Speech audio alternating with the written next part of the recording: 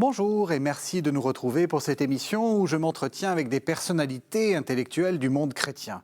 Et intellectuel, mon invité l'est. Ancien élève de l'École normale supérieure, professeur de philosophie à la Sorbonne et à Chicago, membre de l'Académie française, c'est difficile de faire mieux. Mais c'est aussi un spectateur engagé des évolutions du monde qui n'a jamais fait mystère de son christianisme et qui souvent ne mâche pas ses mots devant ce qu'il observe. Je veux bien entendu parler de Jean-Luc Marion, que je suis très heureux de retrouver pour cet entretien. Bonsoir Jean-Luc Marion. Bonsoir.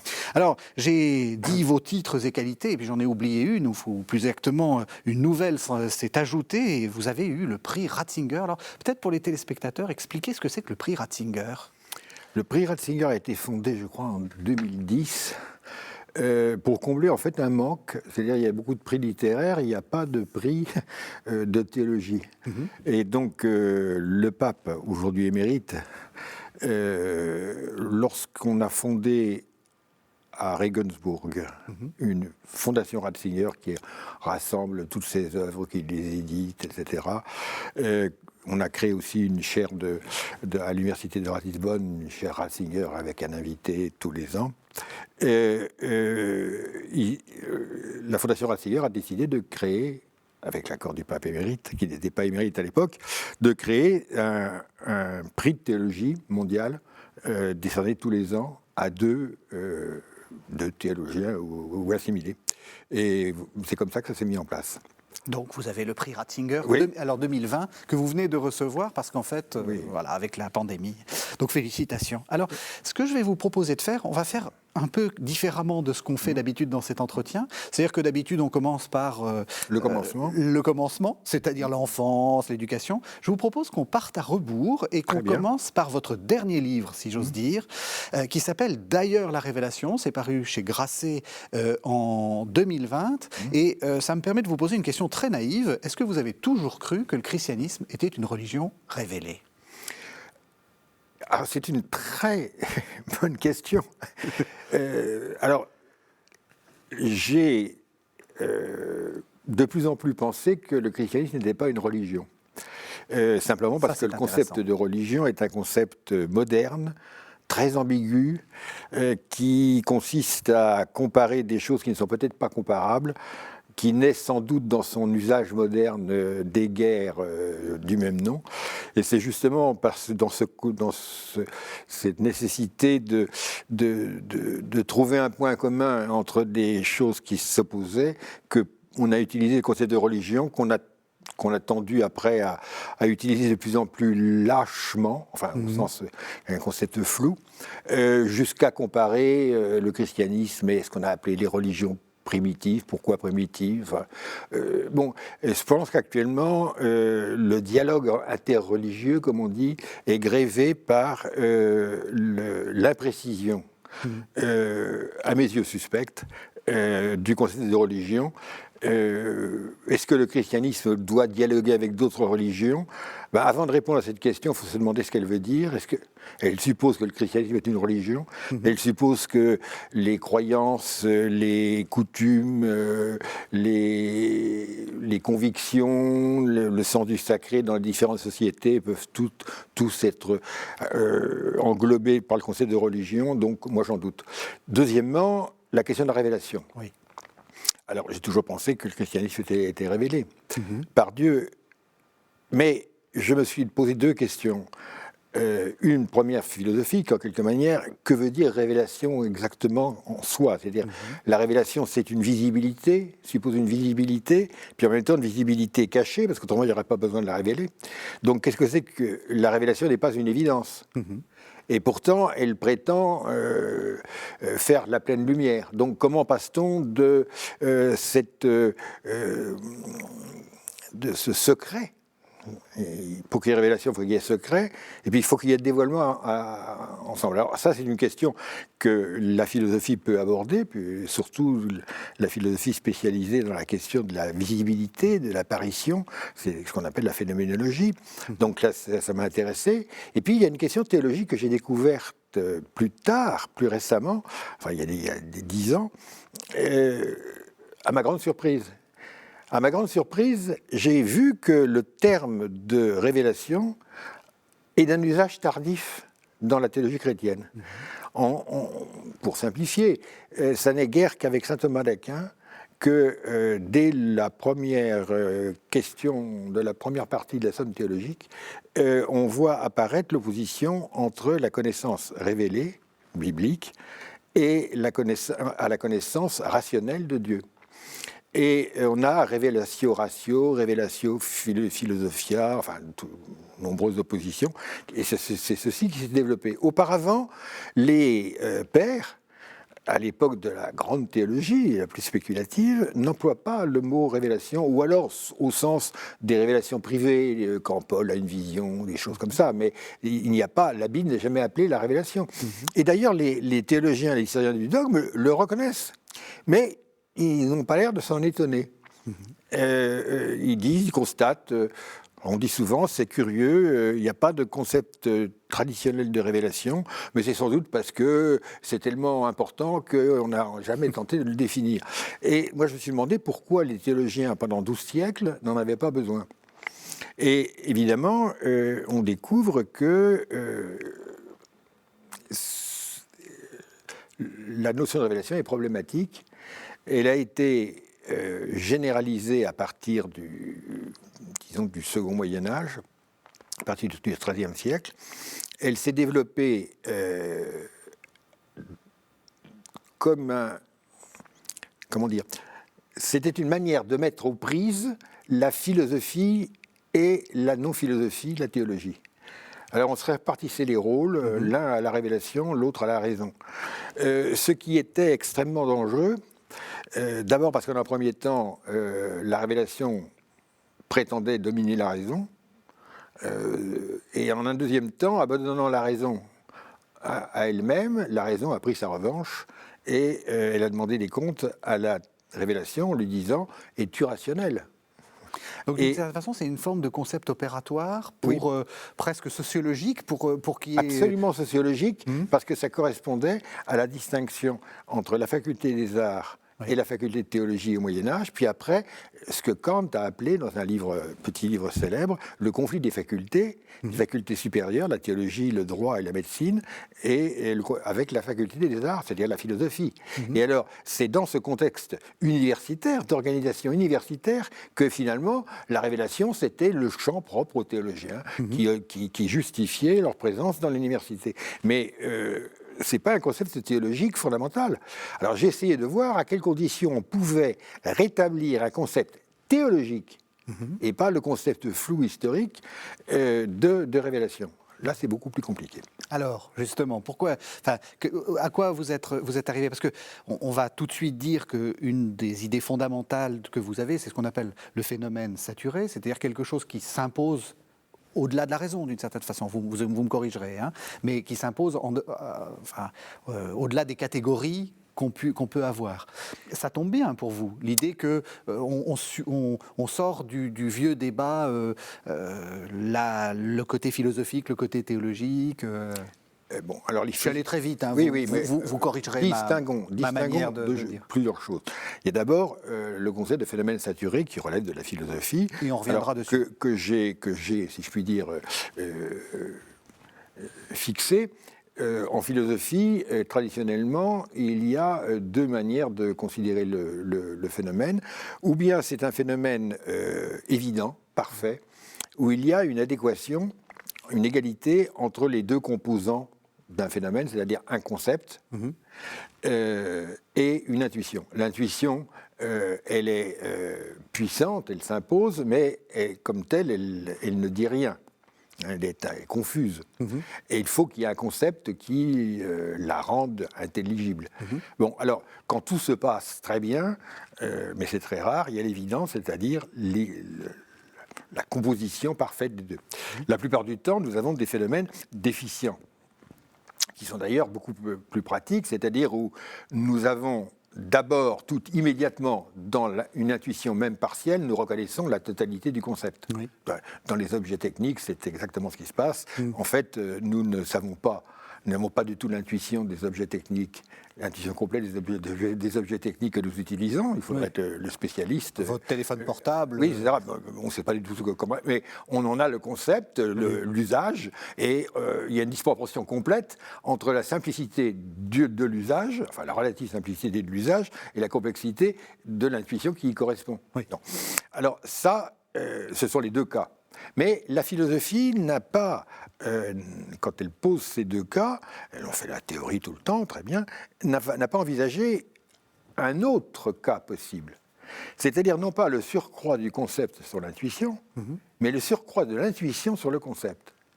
Pourquoi est-ce qu'on n'a pas privilégié ceci ? Parce que justement, ça ne permet pas de voir un objet. Or, néanmoins, c'est un cas très courant. Quand nous voyons des choses que nous ne pouvons pas nommer, et ce sont les choses que nous admirons souvent. Ça peut être un paysage, ça peut être une émotion très forte, ça peut être une jouissance très forte ou une douleur très forte. À proprement parler, nous ne savons pas ce qui nous arrive. C'est-à-dire que nous ne pouvons pas le décrire, hein, et nous ne pouvons même pas l'identifier. Mais ce n'est pas du tout parce que nous en doutons, c'est plutôt le contraire. Nous sommes submergés par ce que nous voyons, ce que nous éprouvons. J'ai appelé ça un phénomène saturé. Et c'est ce qui se passe dans tous les phénomènes artistiques, par exemple, dans les émotions personnelles ou collectives, dans les événements historiques, dans la souffrance ou le plaisir, dans ce que ressent la chair. Donc, le phénomène saturé est une forme de phénoménalité indiscutable et inobjectivable. Oui. Et j'ai découvert ceci, enfin, qui est en essence une banalité, mais pas dans le discours philosophique, qu'un phénomène peut être d'autant plus indiscutable et en fait partagé par beaucoup qu'il n'est pas objectivable. Il n'y a pas de contradiction. Donc il n'y a pas d'irrationalité à expérimenter de l'inobjectivable. Il y a plutôt une rationalité plus subtile, plus difficile, qui demande du talent. C'est pour ça que devant un tableau, quand on vous dit « explique-moi pourquoi c'est beau », bon, la question est idiote. Oui. On ne peut pas expliquer pourquoi c'est beau. Alors on peut apprendre peu à peu à comprendre que ce tableau-là est meilleur que celui-ci, que tel roman est meilleur que tel autre, que tel morceau de musique est meilleur que tel autre. Mais enfin, il faut apprendre. Ça ne s'explique pas en 2 temps, 3 mouvements. Bon. Donc ici, on n'a pas d'objet explicable, et ça ne veut pas dire qu'on n'a rien à voir et à expérimenter. Donc ça, c'est le niveau philosophique. Alors évidemment, ça m'ouvrait déjà des horizons, c'est-à-dire on réintègre dans la rationalité ce qui, très souvent, était considéré comme purement subjectif et irrationnel, ce qui n'est pas le cas. Et qui, paradoxalement, sont les expériences les plus intéressantes. Bien entendu. Avec de l'art, on va parler de l'amour, on va parler de la religion. Oui, enfin, non, mais ma naissance et ma mort, oui, c'est ça. Dont on ne peut pas dire que ça n'est pas réel, si je puis dire, que ça n'est pas décisif pour moi, et c'est pourtant bien quelque chose sur lequel je n'ai rien à dire. Bon. Alors, je me suis posé la question, si on prend ce dont parle la Bible, c'est-à-dire de manifestations, d'épiphanie, de théophanie, de miracles, de merveilles, de choses invraissemblablement étranges, dont apparemment les témoins n'ont pas douté une minute. De quoi s'agit-il ? J'ai mis l'hypothèse suivante, si on veut décrire ceci, avant de dire que c'est vrai ou que c'est faux, que c'est possible ou que c'est impossible, commençons par le décrire. C'est voir ce qui se passe, c'est l'attitude de la phénoménologie. On décrit puis on juge après. Tandis que en métaphysique, on a tendance à décider d'abord si c'est possible ou pas, réel ou non, si ça a le droit d'exister, puis après on l'étudie. Donc la phénoménologie pousse déjà à accepter le donné comme donné, le décrire, et après émettre des jugements de réalité ou de vérité. Mais je me suis demandé, dans le cadre des textes bibliques ou de textes du même type, si on veut les décrire, quels sont les concepts, quels sont les types de phénomènes qu'on va chercher. Alors je me suis dit, des phénomènes saturés naturellement, et des phénomènes saturés en combinant les différents types de phénomènes saturés. Comme il y en a 4, en gros, l'événement, ce que j'appelle l'idole, c'est-à-dire l'intensité de l'intuition, le maximum d'intuition qui peut, l'éblouissement par exemple, l'assourdissement, ou quand on tombe en catalepsie, dans la souffrance, dans le plaisir, etc. Il y a la chair, ma chair propre, qui est ce par quoi j'éprouve tout le reste, parce que c'est en elle que je m'éprouve d'abord moi-même. Et puis, l'icône, c'est-à-dire l'expérience du visage de l'autre, qui sont des phénomènes saturés. Je me suis dit, bibliquement, on a besoin de ces 4 catégories de phénomènes saturés pour décrire ce qui se passe. Le Christ, par exemple, est un phénomène saturé dans les 4 domaines. Je n'ai pas le temps d'entrer dans les détails. Et donc, je me suis demandé s'il n'y avait pas un concept phénoménologique, phénoménal, si vous préférez, phénoménal de révélation, qui relèverait d'une combinaison, d'une grammaire des phénomènes saturés. C'est ce que j'ai essayé de faire en faisant la théorie, puis après en l'appliquant au texte. Et donc, pour revenir à la révélation, est-ce que ce concept de révélation, c'est pas ça, en fait, que ça dit ? Ben alors, le concept de ce nouveau concept de révélation est intéressant parce que il m'a mis sur la piste qui permettant d'approcher le paradoxe de la révélation que je disais tout à l'heure. Oui, c'est ça. Il y a une révélation parce qu'il y a du secret, mais c'est un secret qui est manifesté. Et donc la question qui se pose, c'est pourquoi est-ce qu'il n'est pas manifesté à tout le monde ? Pourquoi est-ce qu'il y a des gens qui n'acceptent jamais la manifestation et qui disent qu'il n'y en a pas ? Alors, pour essayer de comprendre ceci, qui est une difficulté essentielle, puisque les chrétiens sont des gens qui essentiellement souffrent que tout le monde ne soit pas chrétien. Pourquoi ? Parce que ça les rassurerait un peu, et ça leur permettrait de ne pas être toujours confrontés à cette idée. Il y a une évidence dans la foi qui n'est peut-être pas visible dans la rationalité commune. Bon.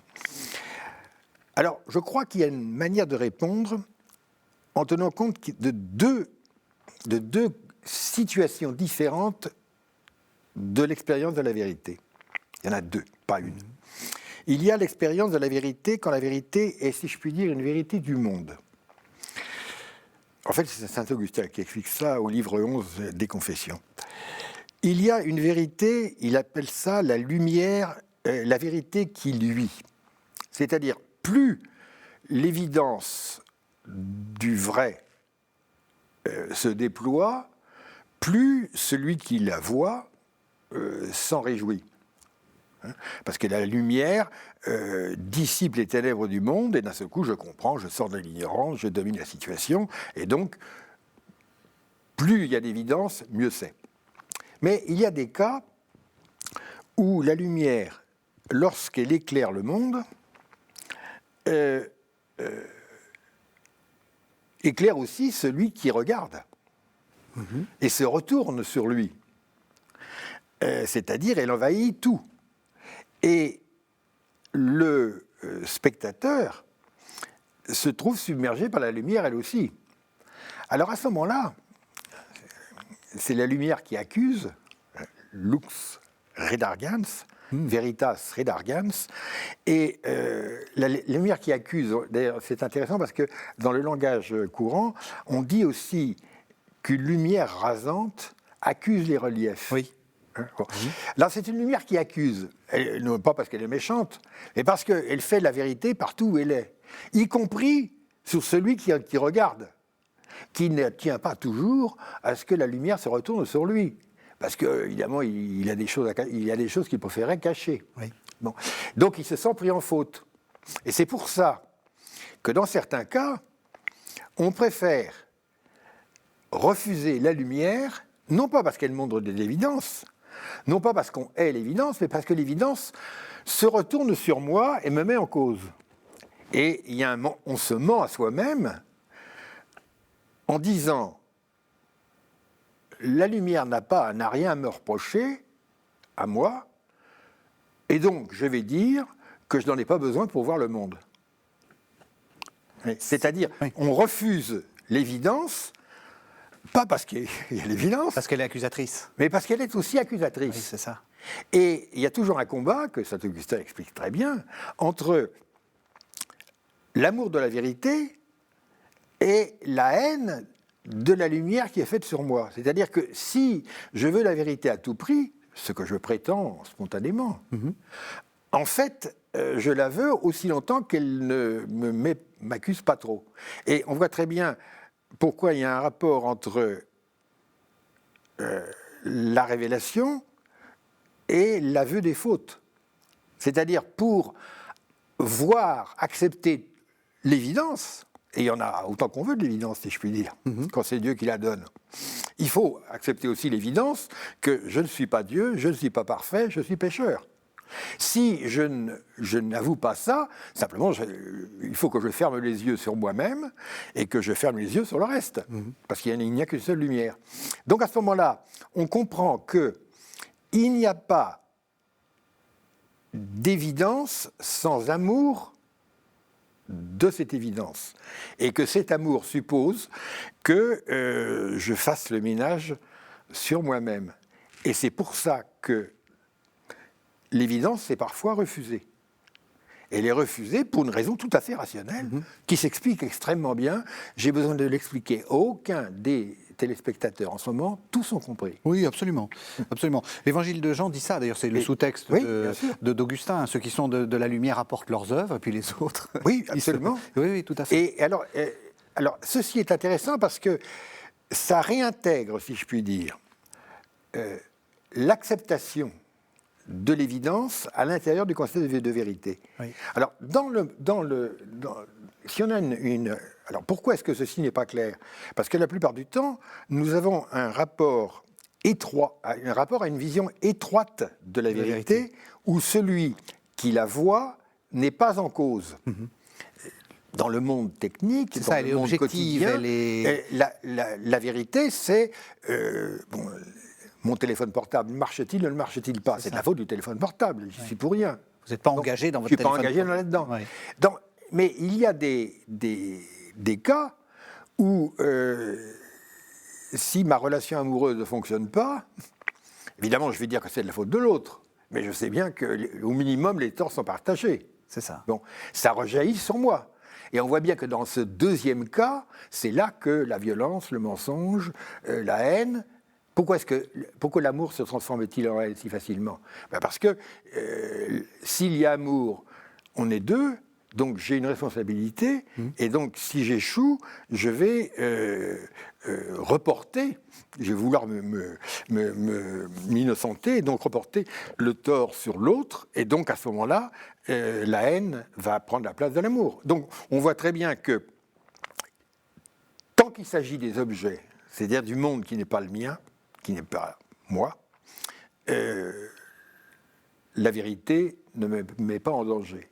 Sitôt que je suis directement impliqué dans la vérité et qu'elle n'est pas seulement un spectacle, alors à ce moment-là, elle peut devenir objet, si je puis dire, de dénégation, de déni. Est-ce qu'on peut dire que c'est de la mauvaise foi? Avec le jeu de mots, évidemment. Oui. C'est une manière de dire la mauvaise foi.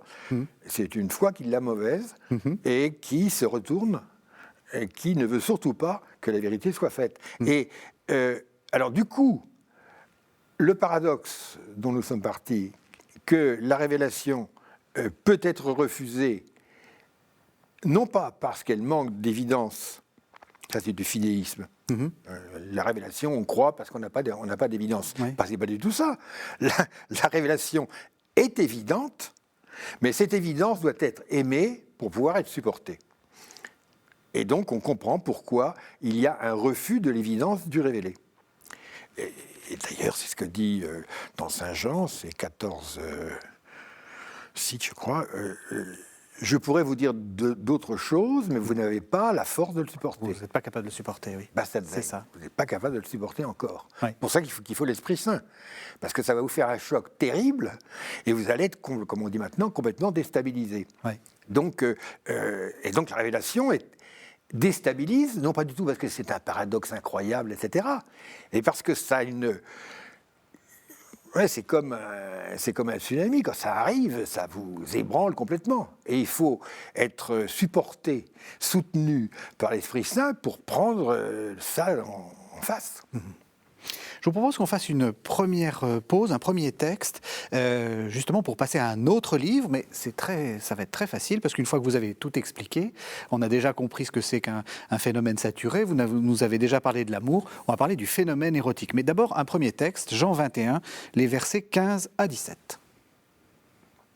Après le repas, Jésus dit à Simon-Pierre, « Simon, fils de Jean, m'aimes-tu plus que ceci » Il répondit, « Oui, Seigneur, tu sais que je t'aime. » Et Jésus lui dit alors, « Paie mes agneaux. » Une seconde fois, Jésus lui dit, « Simon, fils de Jean, m'aimes-tu » Il répondit, « Oui, Seigneur, tu sais que je t'aime. » Jésus dit, « Sois le berger de mes brebis. » Une troisième fois, il dit, « Simon, fils de Jean, m'aimes-tu » Pierre fut attristé de ce que Jésus lui avait dit une troisième fois, « M'aimes-tu » Et il reprit, « Seigneur, toi qui connais toutes choses, tu sais bien que je t'aime. » Et Jésus lui dit, « Paie mes brebis. »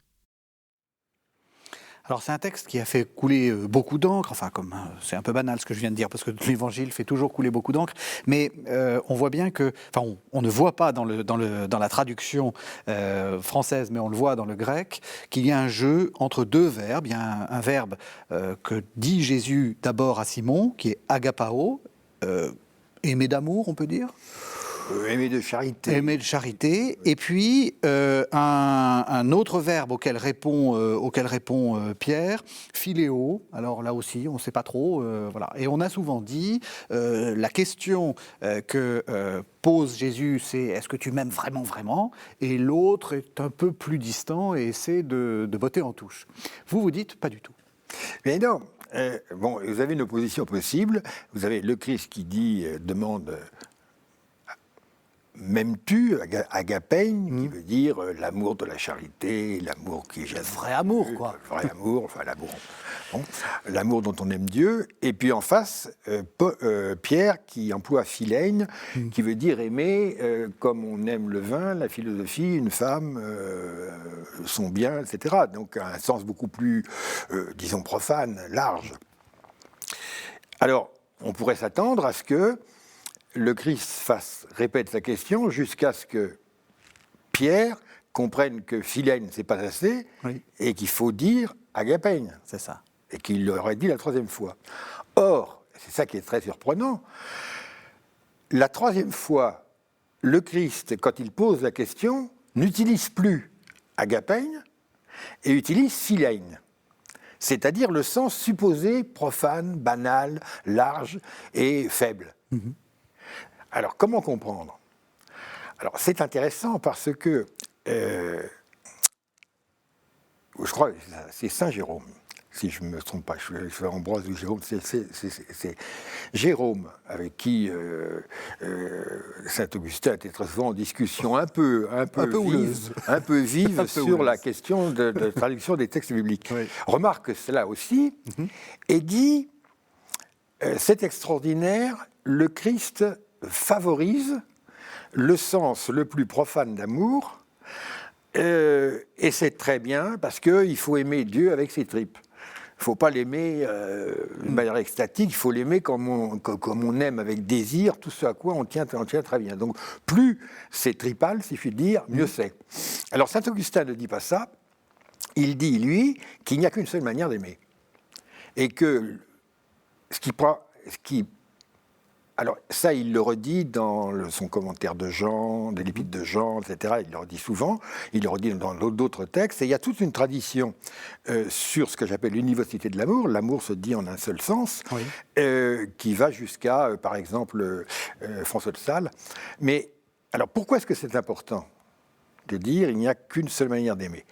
D'abord parce qu'il y a des théologiens modernes qui ont opposé non seulement différents objets de l'amour. Ça, on peut dire qu'il vaut mieux aimer la volonté de Dieu que sa propre volonté, il vaut mieux aimer la charité, oui, l'Église, que la drogue. Et bon, très bien.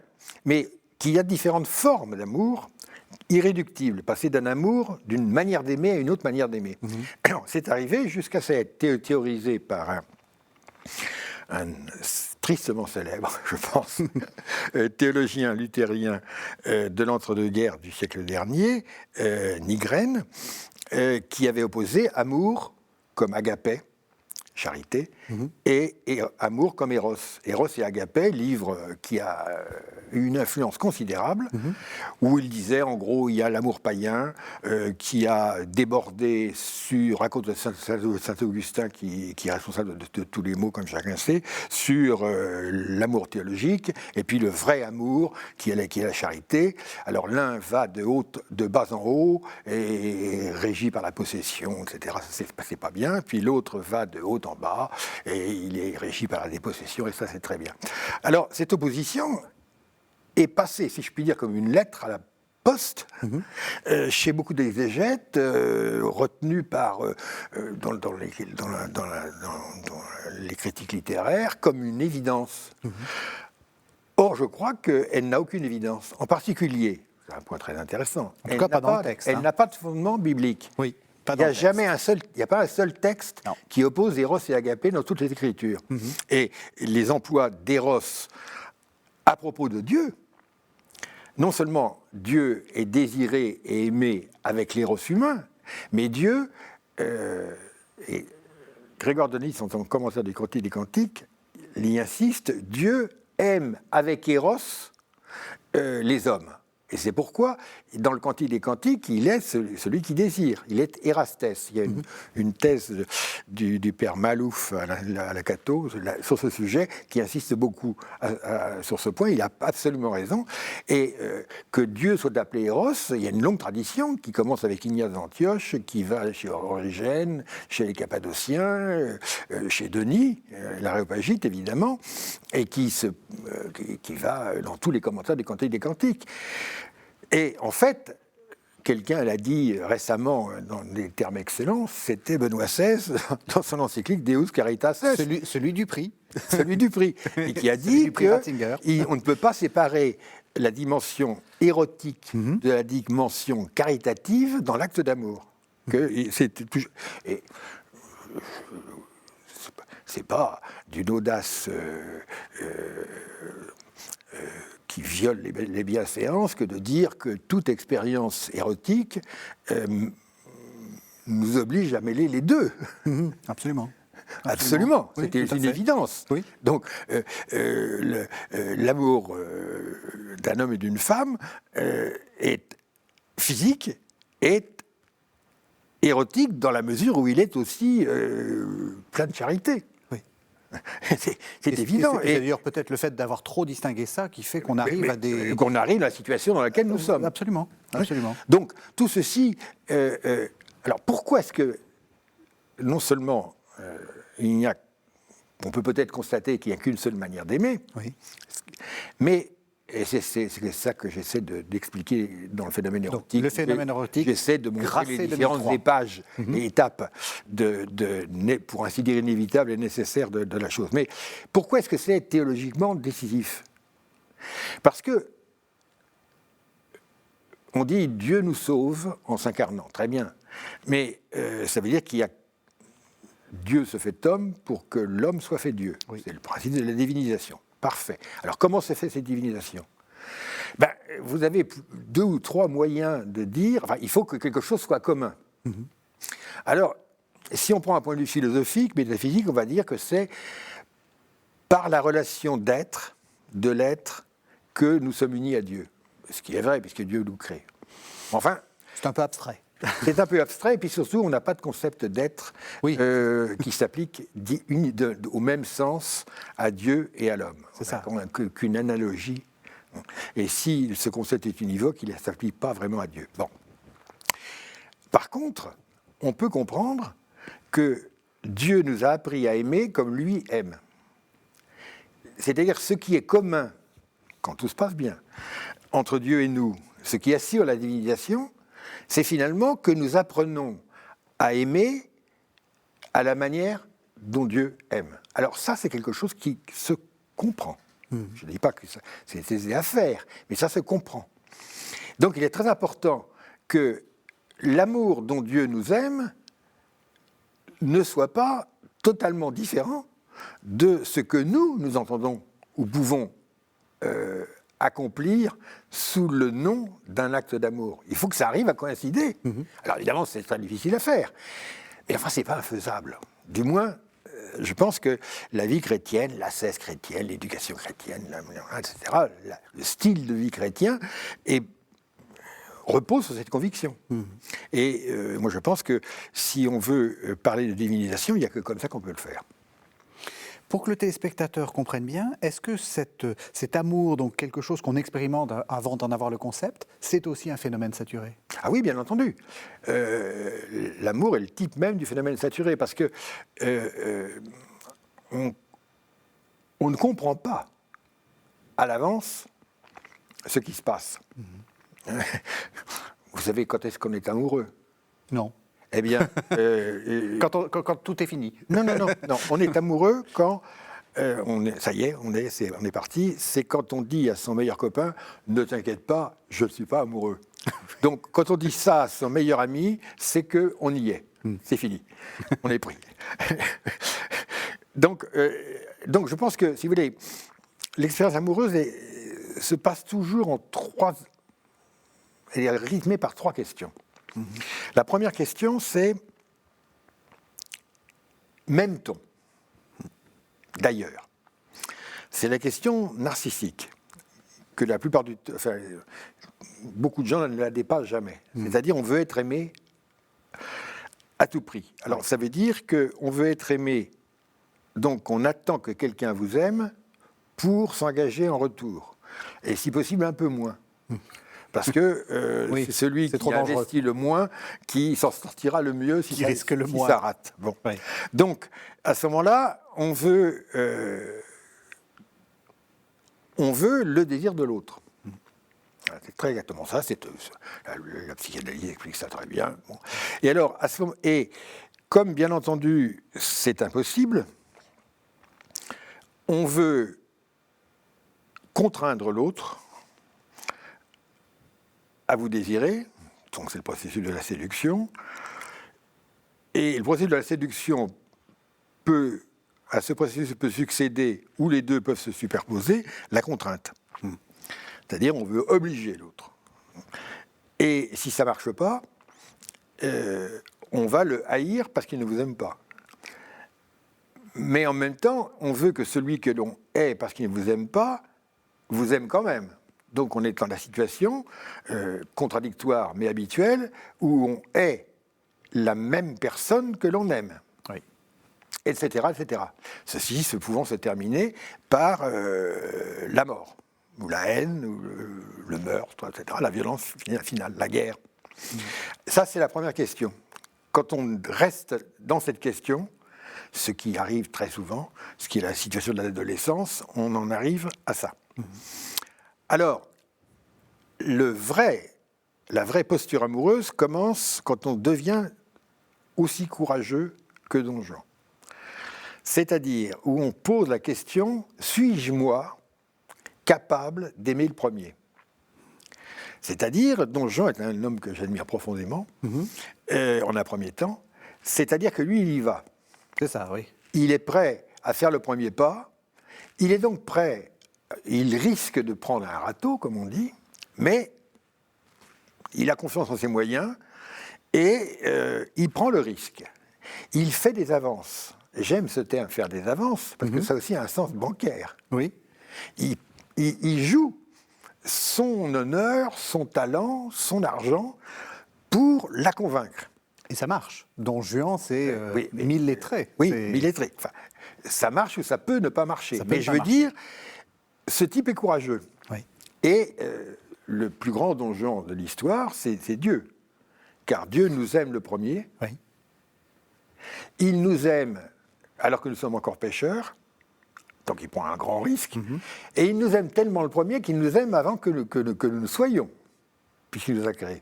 Et il se prend des râteaux. Et il se prend des râteaux. Donc, le meilleur Don Juan, c'est Dieu. La seule différence, c'est que Don Juan ne tient pas très longtemps, tandis que Dieu, ses promesses sont éternelles. Il tient jusqu'au bout. Donc, c'est le super Don Juan. Mais alors là, il y a le moment où se met en place la situation érotique réelle, avec ce que j'écris, l'avance, le discours amoureux, le performatif, bon, tout ça sont... Bon. C'est technique. C'est très technique et ça aboutit à éventuellement la dimension physique de l'amour, mais qui est toujours la conséquence, c'est jamais le début. Et qui n'est pas obligatoire d'ailleurs. Il peut y avoir une relation érotique complète sans qu'il y ait un aboutissement charnel. Mais d'ailleurs, La réciproque est vraie. Enfin, oui. Ça marche. Oui. À l'inverse. Et alors, il y a aussi le problème d'ailleurs du paradoxe de la finitude, parce que, sans entrer dans les détails, mais tout le monde me comprendra, le rapport physique est un rapport fini. Il s'interrompt. Ce qui est d'ailleurs une chose terrible, parce qu'il s'interrompt au plus mauvais moment. Ce qui fait que ce moment est à la fois celui vers lequel on veut aller le plus vite possible et qu'on veut retarder le plus longtemps possible. Et donc, on ne peut pas recommencer tout de suite. Et alors c'est extraordinaire, parce que c'est là où se voit la finitude de l'homme. Elle se voit dans le fait que ses facultés intellectuelles ne sont pas infinies, que sa volonté n'est pas infinie, que, etc. Sa vie n'est pas infinie. Mais c'est là. Oui. Et là, c'est la finitude absolue. Bon, donc il y a toute cette dimension-là. Et puis, il y a, et évidemment, cette dimension, tout ce parcours peut être décrit dans ses échecs. C'est-à-dire, la jalousie fait partie de l'amour. Il faut faire l'éloge d'une certaine forme de jalousie, d'ailleurs. Il y a l'union peut virer à la possession, donc à la violence, et il faut en tenir compte. Le sadisme, le masochisme, la torture font partie des possibilités érotiques. Et il faut expliquer pourquoi. Ce n'est pas des choses monstrueuses. Enfin, ce sont des choses monstrueuses, mais ce n'est pas des choses aberrantes. Elles sont dans la logique. La question de l'homosexualité doit être soigneusement analysée, parce qu'en un sens, l'homosexualité est parfaitement légitime, pour autant que l'érotisme n'est pas toujours sexualisé. Si on admet que l'érotisme n'est pas toujours sexualisé, la distinction entre l'hétéro et l'homosexualité tombe. Et donc, il peut y avoir des amitiés extrêmement étroites qui sont au sens strict homosexuel sans être sexualisées. Donc, il faut relativiser la sexualisation par rapport à l'érotisation de la relation. Donc, il y a des identifications qui mènent aux débats infiniment bêtes dans lesquels nous sommes empêtrés. Et puis, il y a la troisième question. Peut-être que j'ai toujours déjà été aimé. Qui est peut-être le moment de la sagesse, quand on comprend que la protestation habituelle « personne ne m'aime » est une contradiction dans les termes. Parce que personne ne peut dire « personne ne m'aime » si on ne l'avait pas, d'une manière ou d'une autre, déjà aimé. Oui. Pour qu'il soit là et pour qu'il puisse le dire, et le dire à quelqu'un. Oui. Et donc, nous sommes toujours déjà précédés par l'amour. Et cette idée que l'amour est toujours manquant, il y a une nostalgie, enfin bon, c'est l'amour qui n'est pas de ce monde, etc., c'est faux. L'amour précède. Oui. Et la fin, c'est que la grande sagesse, c'est de dire qu'il est impossible qu'on ne m'ait pas déjà aimé. Et du coup, la pensée chrétienne devient presque une évidence. Parce que le christianisme, c'est de dire ça. C'est de dire que Dieu nous aime en premier. Ben, nous sommes aimés d'abord. Oui. Alors, dans l'expérience quotidienne, banale, neutre, finalement, tout le monde dit les femmes sont toutes des salopes, sauf maman. Parlez pour vous. Non, mais je vais dire cette phrase. Oui. Le pire des criminels, finalement, pense que sa mère l'a aimé. Oui. Bon. Ou alors, s'il n'a pas été aimé, il souffre qu'il n'a pas... Enfin, ça.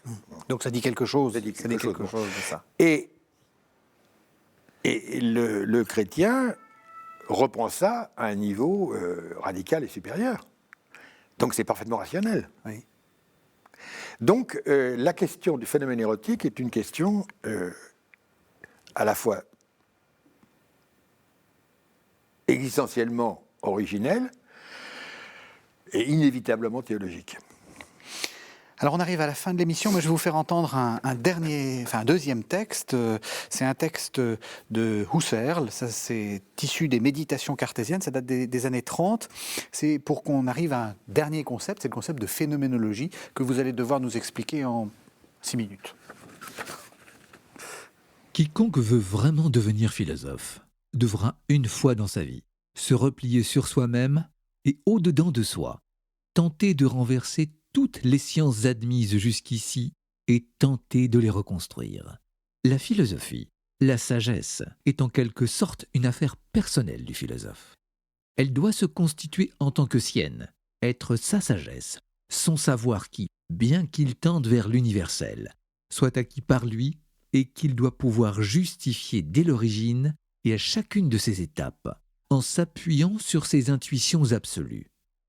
Du moment que j'ai pris la décision de tendre vers cette fin, décision qui seule peut m'amener à la vie et au développement philosophique, j'ai donc par là même fait le vœu de pauvreté en matière de connaissances. Voilà, alors on a entendu le grand Husserl qui n'est pas toujours très clair, et vous allez nous rendre ça beaucoup plus clair. C'est quoi la phénoménologie du coup ? On est parti à l'envers en fait, mais du coup ça devient beaucoup plus clair avec tout ce que vous nous avez expliqué. Écoutez, la phénoménologie, qui est donc une discipline philosophique qui a été déclenchée, sinon fondée par Husserl, en 1900, la même année où Freud écrit l'interprétation des rêves. C'est ça, psychanalyse, Oui, phénoménologie, même époque. Peu de temps, 10 ans après la mort de... Nietzsche meurt à ce moment-là aussi. Bon, ce qui est le tournant. C'est le fruit d'une très longue évolution de la philosophie. On peut dire qu'elle commence bien avant, mais enfin, en gros, et en vérité, je résumerai les choses comme ça. La philosophie s'est constituée à partir du Moyen-Âge, du second Moyen-Âge, disons de Duns Scotus, comme métaphysique. Et la métaphysique, dans son rêve, dans son ambition, est une science des premiers principes. Des premiers principes qui sont l'être, des principes logiques, etc. C'est-à-dire aller jusqu'au fond des choses, comme on dit. Voilà. Non, de partir d'en haut.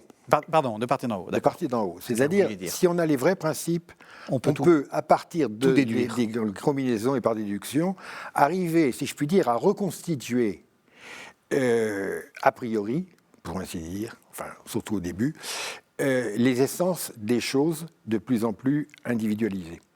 Bon. Et d'une certaine manière, l'ambition du système de la philosophie, Hegel, c'est de poursuivre cette déduction jusqu'à l'individu et même jusqu'au développement historique des individus. Même l'histoire, en quelque manière, peut presque se déduire. Je simplifie, sans dire. Mais enfin, et vous avez des tentatives très modernes encore de philosophie où la logique est mathématisée et où, par calcul logique, on peut reconstituer tout. Donc c'est une philosophie de l'a priori. Une sorte d'algèbre du monde. L'algèbre du monde. Et on peut dire que la technique est la mise en musique concrète de ce projet. Donc elle est objectiviste, etc. Mais alors, la limite, c'est qu'il y a des limites. C'est-à-dire, les principes décident à l'avance de ce qui est possible et ce qui est impossible. Donc, tout est compris dans la déduction, donc la déduction, aussi vaste soit le résultat, est fermée. Alors là, et donc on est obligé de dire qu'il y a des interdits. S'il y a des a priori, il y a des interdits. Des choses qui ne peuvent pas être. Qui ne peuvent pas être parce qu'elles sont contradictoires, par exemple. Voilà, c'est ça. Toute chose doit avoir une cause, toute chose doit être non contradictoire, etc. Mais enfin, qu'est-ce que c'est qu'une cause ? Pourquoi ? Pourquoi est-ce qu'il faut toujours demander pourquoi ? Oui. Et le monde nous fournit des tas d'exemples de choses. Des tas d'exemples qui sont sans pourquoi. Qui sont sans pourquoi et qui marchent très bien. Bon, est-ce que l'histoire est une suite de nécessités logiques et causales ou est-ce que l'histoire, c'est ce qui est scandé par des événements qui n'ont pas de cause? Bien qu'on puisse comprendre beaucoup de choses à partir d'eux, ou qu'on puisse en comprendre beaucoup. Néanmoins, ils sont imprévisibles, incausables. Donc, il y a des effets sans cause. Ce sont les événements. Bien. Alors, il y a une autre manière de faire de la philosophie, que Husserl et puis les grands derrière lui ont essayé de développer, qui consiste à mettre entre parenthèses la question de savoir est-ce que c'est ou est-ce que ça n'est pas. Autre variante, est-ce que c'est possible ou est-ce que c'est impossible? Est-ce que c'est un objet ou est-ce que c'est pas un objet? Donc les concepts supérieurs au sens de Kant. Alors pourquoi mettre ces questions entre parenthèses? Pourquoi finalement, j'ai dit que d'une certaine manière la question de l'être elle-même doit être mise entre parenthèses. Parce qu'avant de décider quoi que ce soit sur les phénomènes, il faut les décrire. Et qu'on ne peut pas exclure des phénomènes hors discours, hors rationalité, si on ne les a pas décrits. Donc cette description, qui est proprement la phénoménologie, c'est-à-dire le discours sur ce qui apparaît, est une entreprise très complexe, parce que jusqu'où peut-on aller dans la description? Il faut interpréter tout ce qui se donne, et ça peut être très long. C'est seulement après qu'on va pouvoir peut-être éventuellement mettre des degrés de probabilité, de réalité, etc., faire des commentaires, très bien. Mais il faut commencer par, c'est ce qu'on appelle la réduction. La réduction, c'est non pas de réduire, c'est l'inverse. La réduction, vous mettez entre parenthèses les questions préliminaires, en montrant qu'elles ne sont pas si préliminaires que ça, et vous regardez ce qui vous reste. Et comme le dit Husserl, il reste tout. Ce que vous avez étudié, c'est-à-dire la révélation, l'amour. Mais il reste tout en tant qu'à décrire et à comprendre avant de porter des jugements. Et alors, il reste tout est devenu un phénomène. Dans la réduction, tout apparaît. L'étang, les choses ne se présentent pas comme des étangs ou des non-étangs hiérarchisés selon leur degré d'être, etc., etc. Ça disparaît, c'est mis de côté. Il y a un filtre, on ne le voit plus, et à la place, tout devient ce qui apparaît. Alors à ce moment-là, commence le travail. Alors la phénoménologie a peu à peu étendu ses champs. Alors chez Husserl, c'est encore le champ des sciences, des objets, c'est sa limite. Et puis après, mais il a déjà débordé sur la question d'autrui, l'intersubjectivité, l'imagination, etc. Chez Heidegger, ça va devenir la question de l'être. C'est la question de l'être elle-même des différentes manières d'être, y compris des étangs qui ne sont pas des objets, qui vont intervenir. Puis après Lévinas, ce sera autre chose. Et chez vous, d'un mot, parce qu'on est à la fin de l'émission. Chez moi, c'est le donné lui-même. C'est-à-dire, comment les choses se donnent-elles? Comment le donné nous entoure? Quels sont les degrés de donation? Et quels sont les degrés de validité de la donation? Par exemple, qu'un phénomène se donne sans être un objet, loin de diminuer sa validité de données, l'augmente. C'est exactement ce qu'on a dit tout au long de l'émission. Merci beaucoup Jean-Luc Marion. Alors j'ai dit que vous aviez fait 2 livres d'entretien, vous venez de publier 2 livres, un nouvel entretien qui s'appelle À vrai dire, qui est paru aux éditions du Cerf, et puis une collection d'entretiens que vous avez intitulé Paroles données, qui est paru également aux éditions du Cerf en 2020. Et puis voilà, il y a un dernier entretien qui est ici à KTO. Merci beaucoup Jean-Luc Marion. Merci à vous de nous avoir suivis. Vous savez que vous pouvez retrouver cette émission sur le site internet de la chaîne www.ktotv.com.